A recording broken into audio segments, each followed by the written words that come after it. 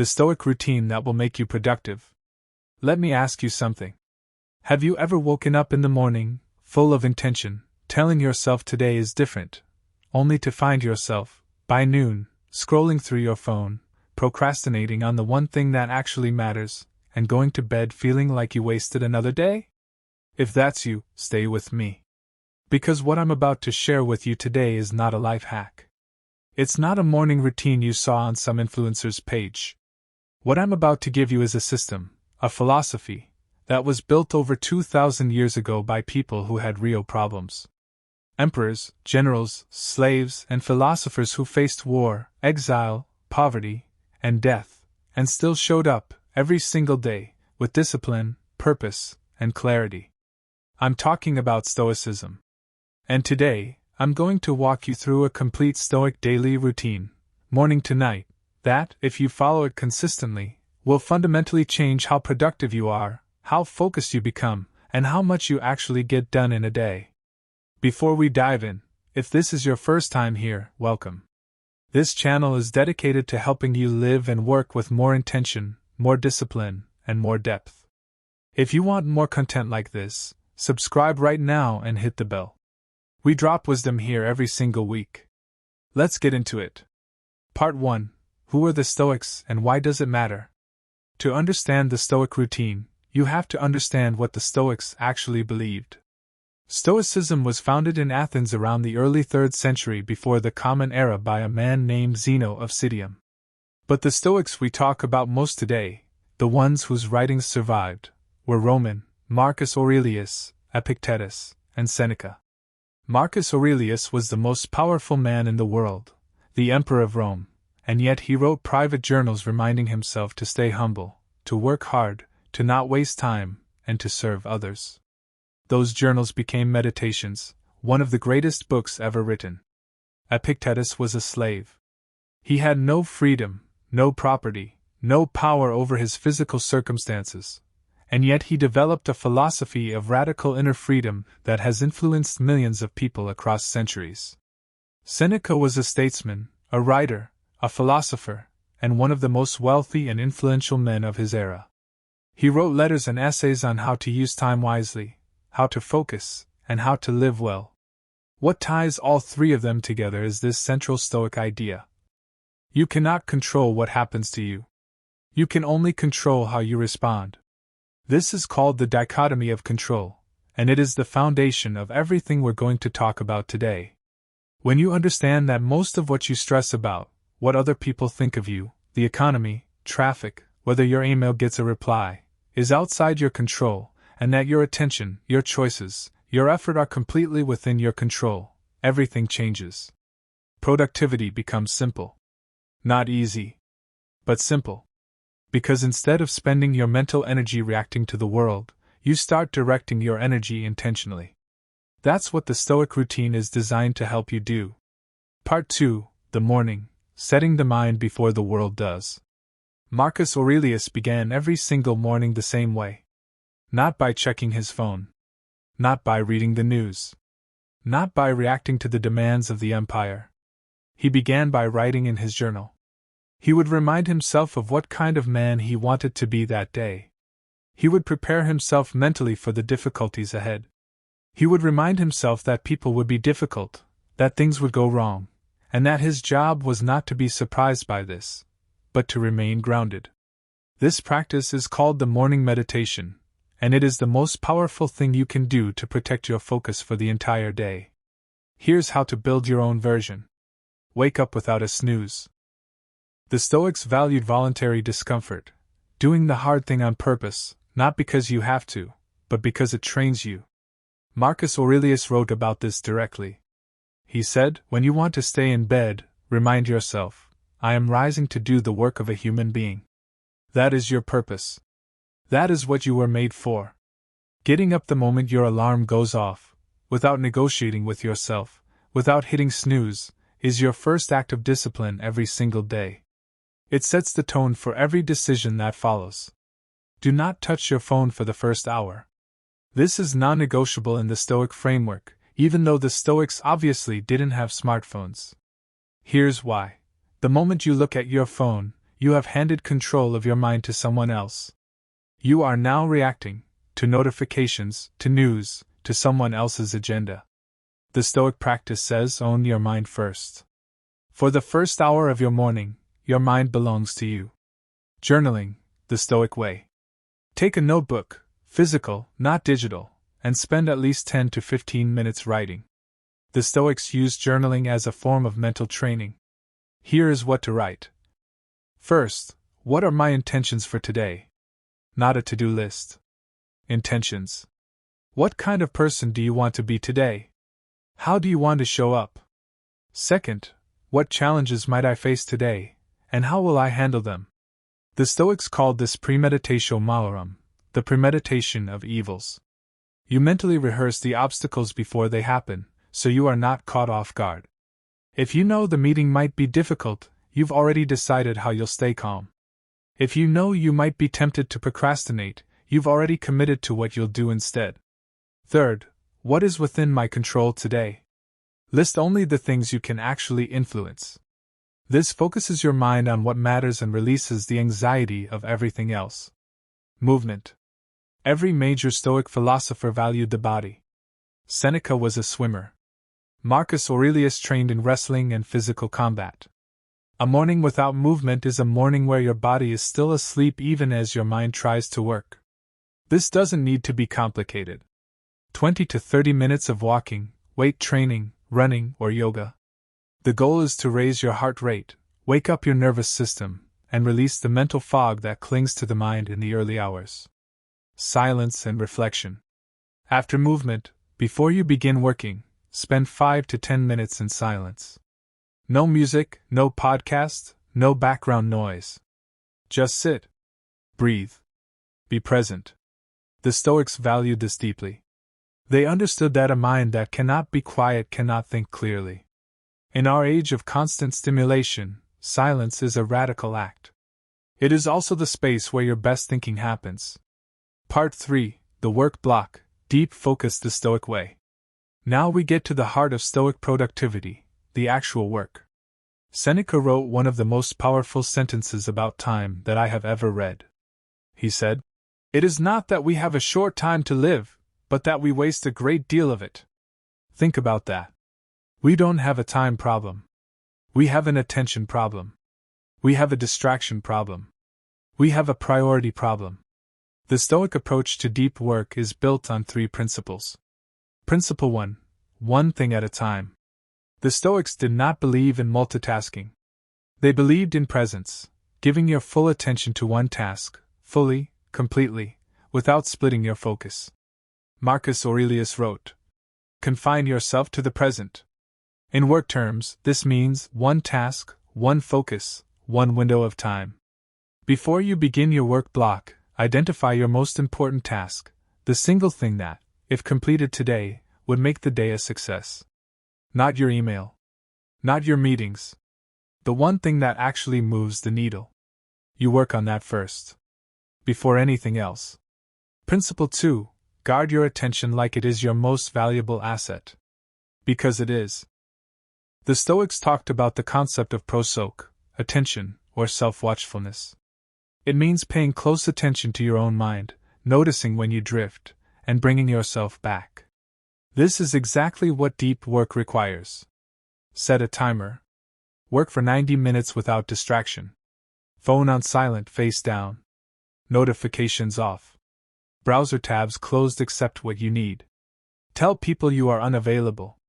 When your mind wanders, and it will, notice it, and bring it back. This is the practice. Not just the timer. The practice of returning your attention again and again. Principle 3. Do not confuse motion with progress. This one is subtle and incredibly important. Busyness is not productivity. Responding to emails all day feels like work. Attending back-to-back meetings feels like work. Reorganizing your to-do list feels like work. But none of it moves you toward your actual goals. The Stoics were ruthless about this. Seneca wrote that most people spend their lives running from one thing to the next, confusing restlessness with purpose. He said the truly productive person is not the busiest, but the most intentional. Ask yourself every day, Am I moving, or am I making progress? The structure of the Stoic workday. Here is how to structure your work using Stoic principles. Block 1, the deep work block. 90 minutes on your most important task. No interruptions. Full presence. This is sacred time. After that block, take a genuine break. Walk outside. Stretch. Eat something. Do not scroll your phone. Give your brain actual rest, not passive distraction. Block 2, reactive work. Emails, messages, administrative tasks. This is where you respond to the world. Keep this contained to specific windows, not all day. Block 3, a second deep work block if needed. Or strategic thinking, reviewing your goals, planning, reading. The key insight is this: protect your deep work blocks the way the Stoics protected their morning. They are not optional. They are not the first thing to sacrifice when something comes up. They are the core of your day. Part 4, the midday reset, Stoic reflection at the halfway point. Most people push straight through their day without ever pausing to assess how it's going. The Stoics did not do this. At midday, or at whatever point you take a break, the Stoics practiced a brief self-examination. Epictetus in particular emphasized this. He said you should regularly ask yourself, am I living according to my principles right now? In practical terms, this is a 5-minute pause. Step away from your work. Go outside if you can. And ask yourself, have I stayed focused on what matters today? Have I allowed things outside my control to steal my attention? Am I treating the people around me with respect and patience? What do I need to adjust for the second half of the day? This isn't self-criticism. It's course correction. The Stoics were not harsh with themselves. They were honest with themselves. There's a difference. If you've been unproductive in the morning, the midday reset is not a moment to spiral into guilt. It is a moment to make a clear-eyed decision about how the afternoon will go. The past is outside your control. The next hour is not. This practice of pausing, reflecting, and resetting is one of the most underrated productivity habits you will ever develop.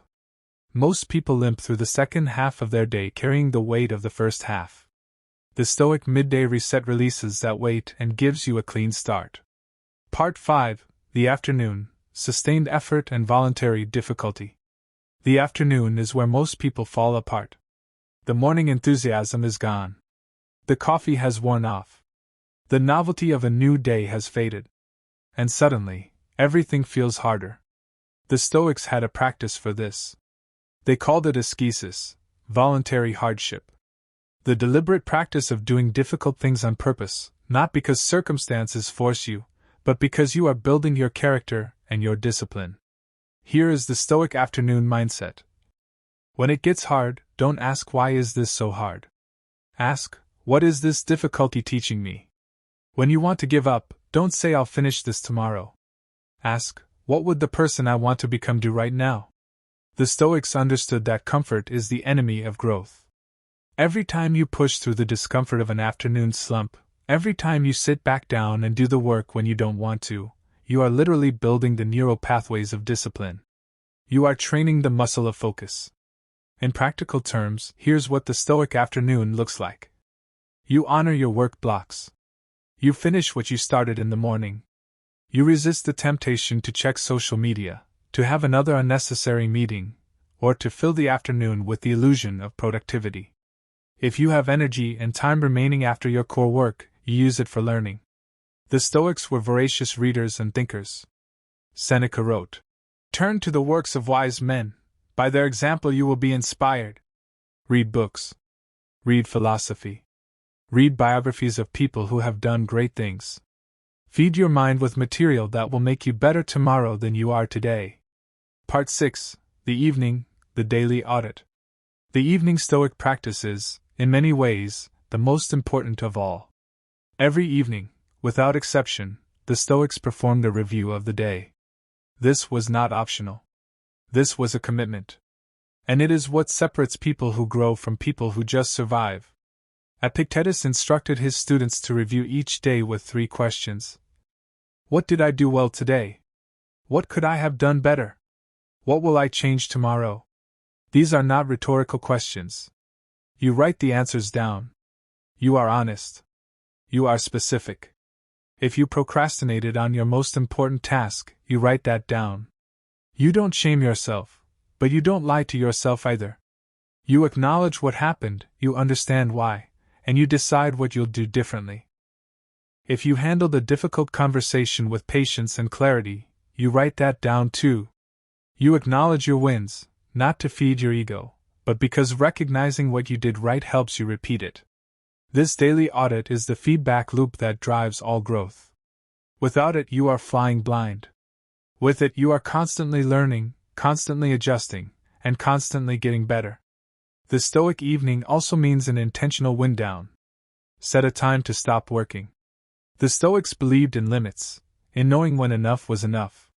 Seneca wrote about how many people destroyed their health, their relationships, and their happiness by never being able to stop.